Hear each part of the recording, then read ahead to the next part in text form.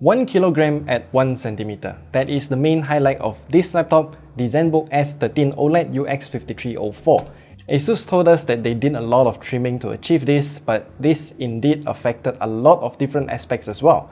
After using this laptop for about 2 weeks, I'll share everything that I have discovered with you in this video today. So let's begin.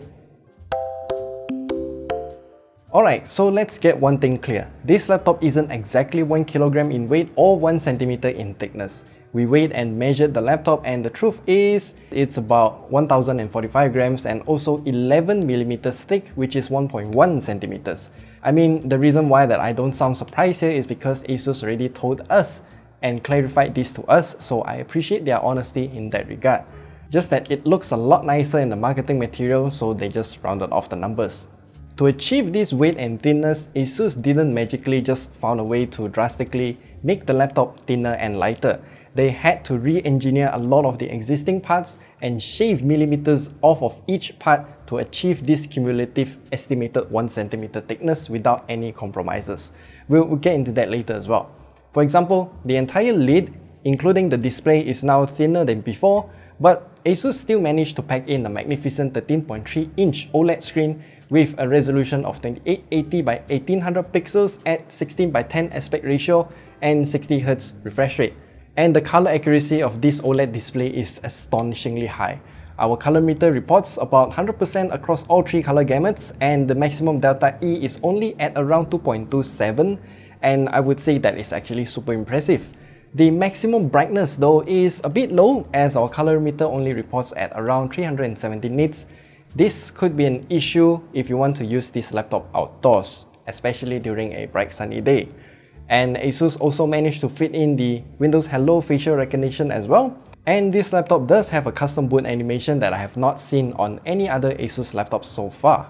Then the keyboard also got trimmed, and this is where I worried the most about this laptop actually. If the keyboard is thinner than usual, that means the travel distance and the overall typing satisfaction will be affected as well. And we already know how that minimal travel distance is a bad thing because, you know, the MacBook from a few years ago with the atrocious butterfly switches, yeah, those keyboards were horrible. But now there's something new. Our team invented a butterfly mechanism. This butterfly mechanism is built of a single assembly, and it's supported by a stainless steel dome switch. And that all adds up to a key that is much more precise and accurate.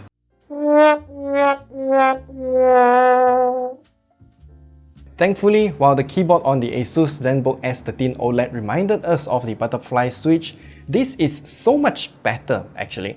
The travel distance is definitely affected, but I can still type while feeling the springiness and tactility of each keystroke. The trackpad though is, as usual, it's good, it tracks well and the palm rejection is indeed good, but I would have wished for a touchscreen, but that would also mean the laptop will be a lot thicker on the screen side. There is one big effect of being this thin though, and that is the cooling system. If it is too thin, then the laptop will not have enough space to fit in a proper heat pipes and heat sinks and whatnot, but ASUS did have a few tricks up their own sleeves. So for the specs of this laptop, this is an interesting one.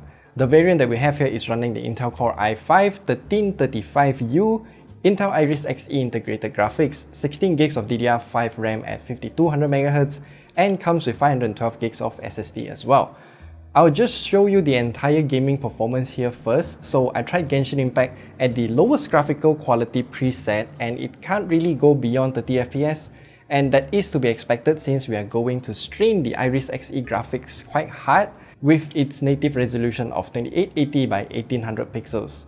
Let's not forget that this game's lowest graphical setting preset is already 0.8 times the render resolution, and we can lower it further to 0.6 times, and that definitely performed a lot better as we are getting about high 40 to low 50 FPS, but it definitely looked a bit more pixelated than before. And since we are testing the laptop at the performance power profile, the fan is always at its highest speed, and yeah, the fan noise is rather loud.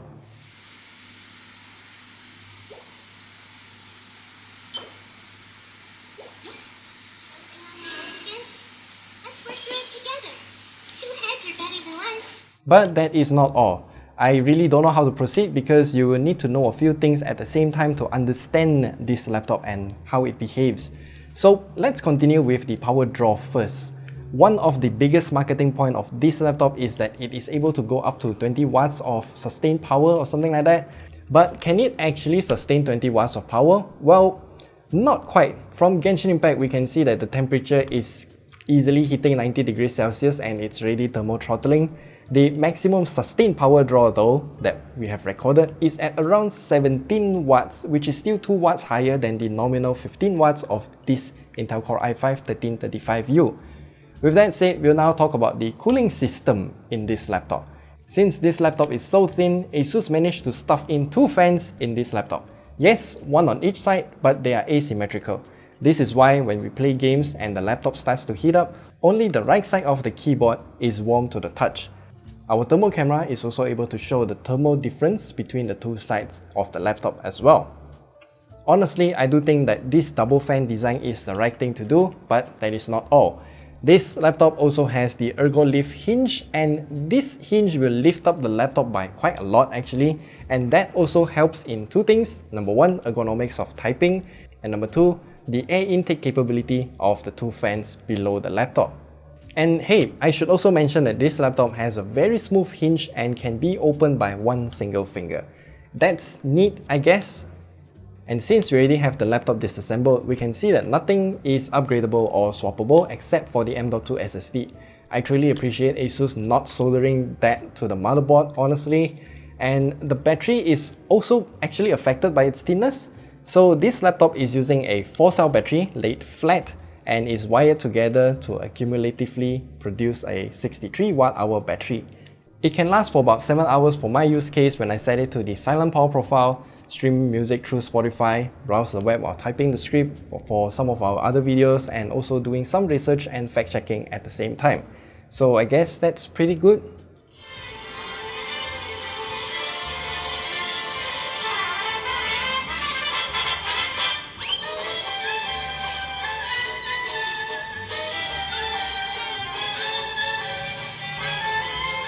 What the thinness didn't affect though is actually the ports. We do have double Thunderbolt 4 ports, a single USB Type-A 10 gigabits per second port, HDMI 2.1 TMDS, which is not the real HDMI 2.1 by the way. You're gonna need HDMI 2.1 FRL to be able to output 8K 60Hz, and there's also an audio jack on this laptop. And if you want to charge the laptop, then you have to use up one of the Thunderbolt 4 ports exclusively for charging.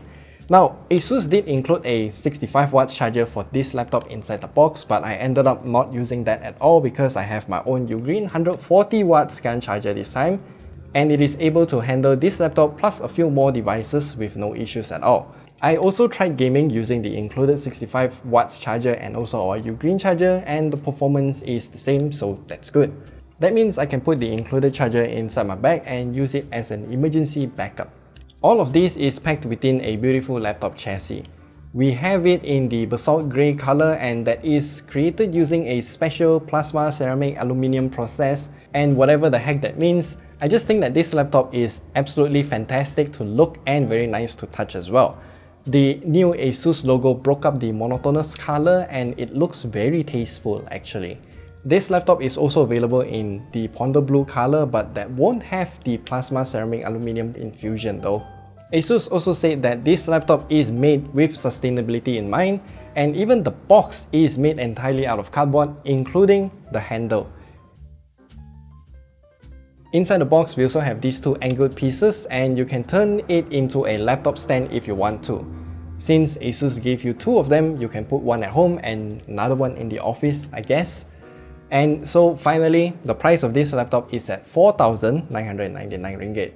I think it's a very niche laptop, honestly. If you absolutely want a thin and light laptop, then consider getting this one.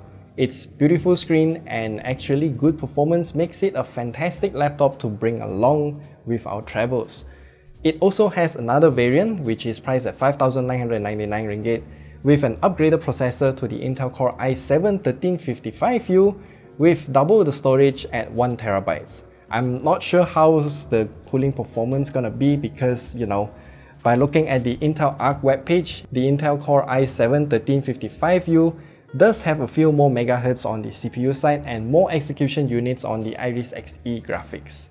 But with all of those aside, I still say that the Core i5 version is already good enough, and that's all we have to share with you about this laptop. I love it, it's unique, and ASUS is very daring to actually make all of these unusual laptops that we can actually buy and use it today. So if you have any questions regarding this laptop, do leave them down in the comment section below, and we'll see you guys in the next video.